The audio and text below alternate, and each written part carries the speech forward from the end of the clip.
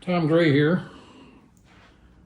Made my wife a stand for her ancient HP printer. That thing's got to be 20 years old. I don't remember when she got it, but she just loves the thing. But she wanted a new stand for it, so I made her this. It's got a faux cast iron industrial look to it. It's all made out of offcuts and scraps and pieces I had laying around. I didn't buy anything. Even the wood are pieces of plywood that I just had around the shop. So totally upcycled, repurposed material. It's made from 18 gauge steel. The plywood is all hardwood veneer, except for the shelf, which is just a Class A surface softwood, but that's all I had.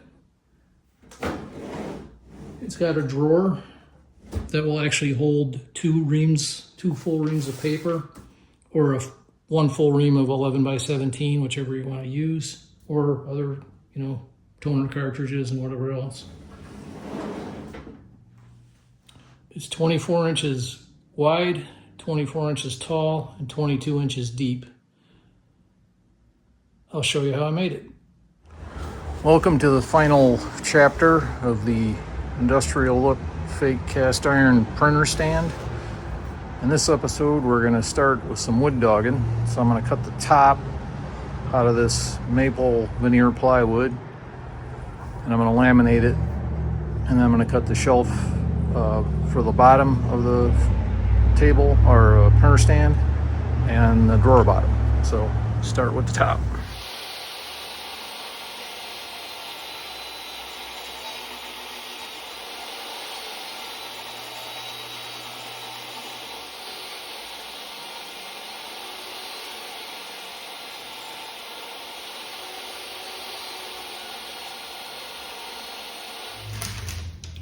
So the top has to be laid up. So I'm going to take these two pieces of 1/2 inch scrap. They're still, they're birch, but birch and maple look a lot alike. And I'm going to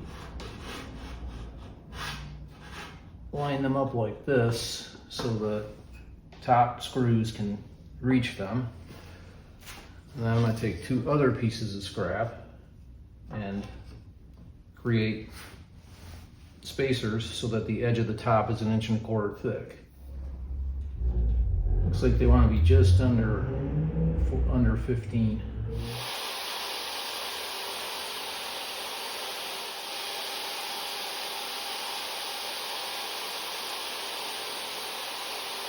The glue up over the top looks something like this. I'm going to pick this as my edge that I'm going to cut everything from. And I just put a couple of finish nails in these side pieces to keep them from walking around while they're being glued. And I'm just using good old Titebond 2. Let's go this way. Yeah, better looking edge.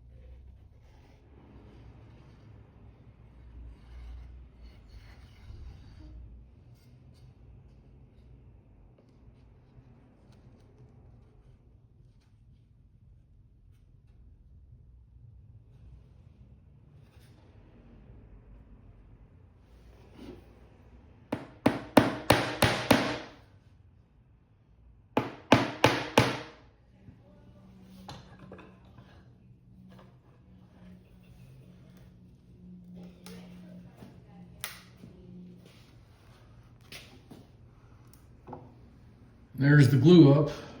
Let's go let her sit overnight. The shelf actually hangs on the bottom beneath these shelf standards. And she wants to be 20 3/4 by about 19. And I'm gonna make it out of this, which is just a piece of ordinary A surface plywood. So it's not gonna quite match the top, but that's okay. That's what I got.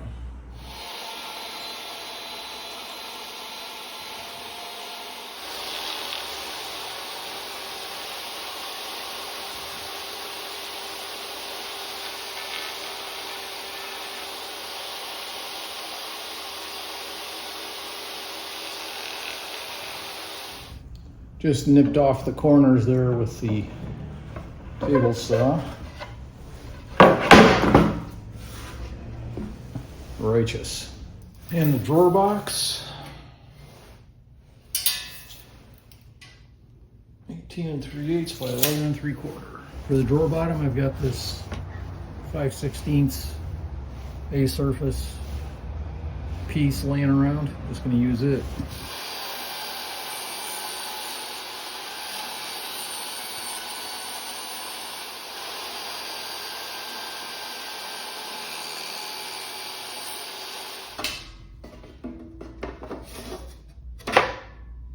Righteous. And there's the top all glued up. You can see we got nice squeeze out here. These tails hanging off. Now I'm going to trim it to final width and length. And I'm going to wear gloves to protect the wood from stains off my fingers. I don't generally like to use gloves on a table saw, but getting stains on this light plywood are very difficult to get out.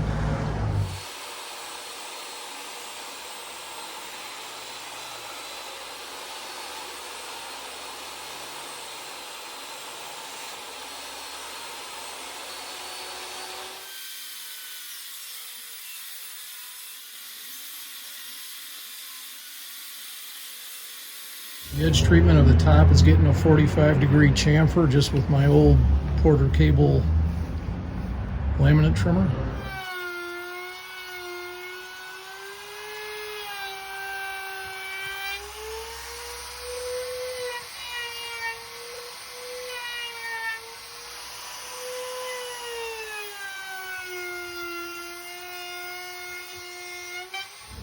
And the top edge is getting the better part of a 1/4 inch round over, like almost all of it, but not quite to the top of the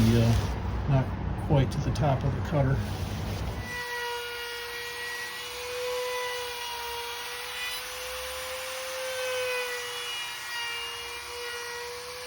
And with that, our edge profile looks like that. There's a little bit of filling to do here and there. Little bitty voids in the plywood, so I'm gonna fill those up. I'll probably just Bondo them before I do any more sanding or scraping. Got my filler in place, and for the top, I'm not gonna sand it, I'm gonna scrape it.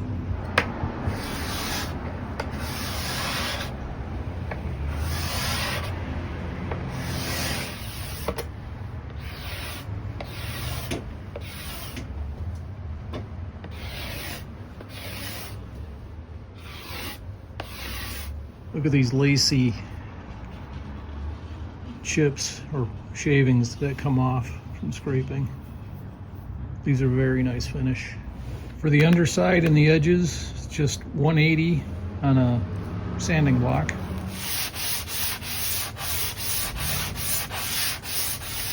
Followed by 220 on a sanding block.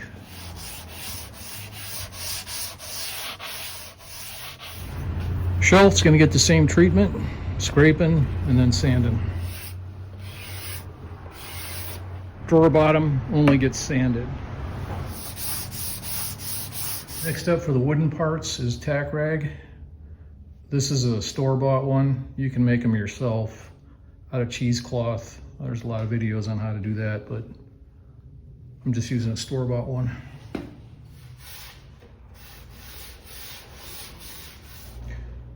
And the finish itself is just Minwax tongue oil. I've used this in previous videos. I know it's not real tongue oil, but it works pretty well. It hardens very nicely and it's easy to apply, and you can get it just about anywhere.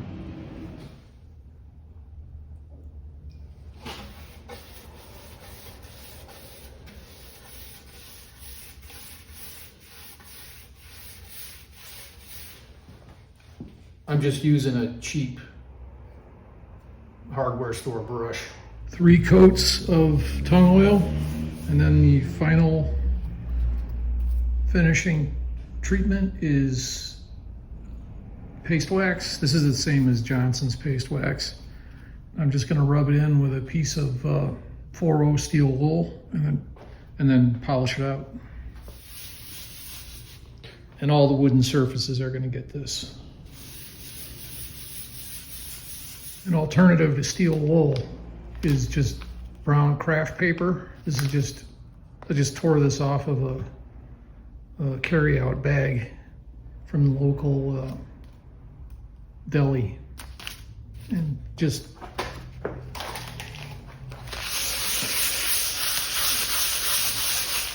rub it in. This stuff's actually pretty abrasive, so it will actually help smooth out any bumps or dust particles that got into your finish. Looks pretty good. Then just polish it out with a clean paper towel or cotton rag.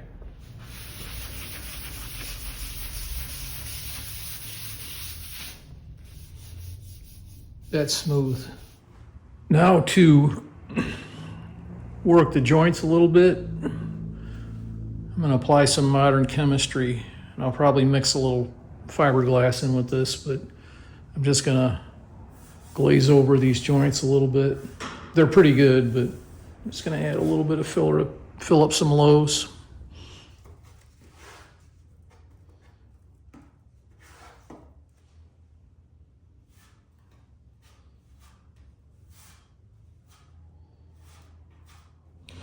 And just like the car guys, I'm going to use the old cheese grater surf form thing and knock off the high spots. And now it's sanding time. And I'm just 80 grit and a sanding block. And I forgot to mention, I shot it with a coat of gray primer and sanded that out before I put the Bondo on. You can see it already picked up some lows there.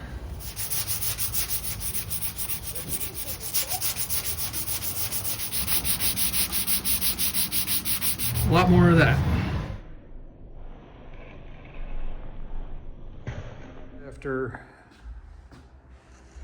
a bunch of sanding, for the final finish, we're going to use box coat. I used this before on a couple other projects. I like the way the texture that comes out. And since it's going to have kind of this industrial used look, I'm actually going to brush prime it with this. It's a bonding primer. Sticks to just about anything. That'll even stick to Galvy. So I'm just going to brush this on. It dries quick.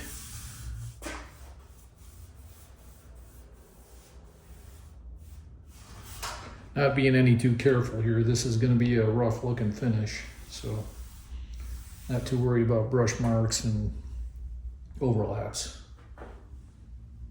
and keeping a wet edge and all that.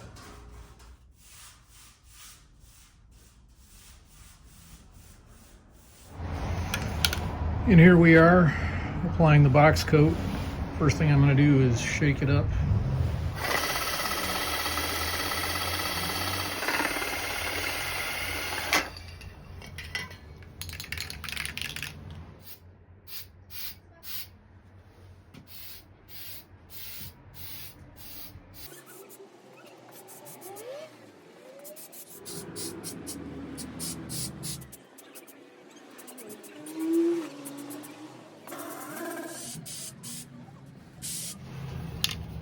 This stuff doesn't actually cover that good.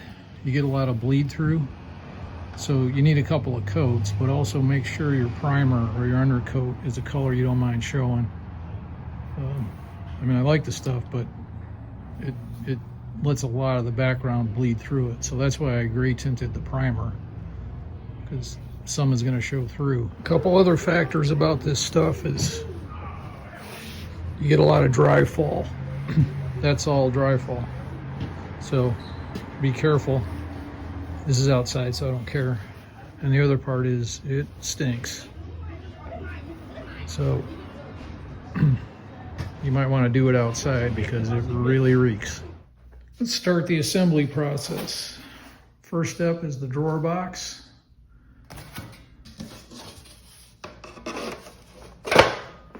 And that gets attached with just a bunch of these little screws.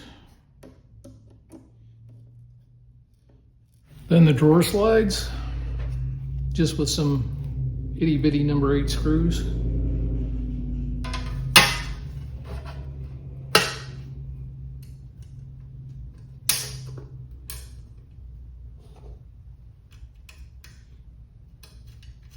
Then the drawer slides into the frame with some more little bitty screws.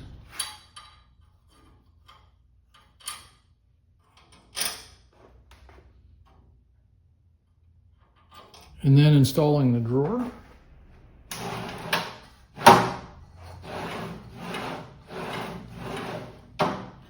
Then I got her upside down to install the glass smooth shelf. And the shelf is actually suspended from the top, just with some self-tapping screws. And here's the top flipped upside down on the weld table.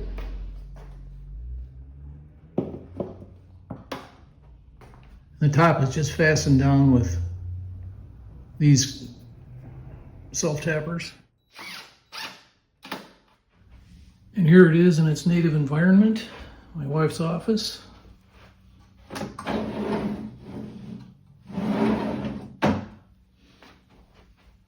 Looks operable. And there it is with the HP printer on it. And there it is with the printer from a different angle. This thing is hell for stout. I could put 4 of those printers on there. This thing is strong.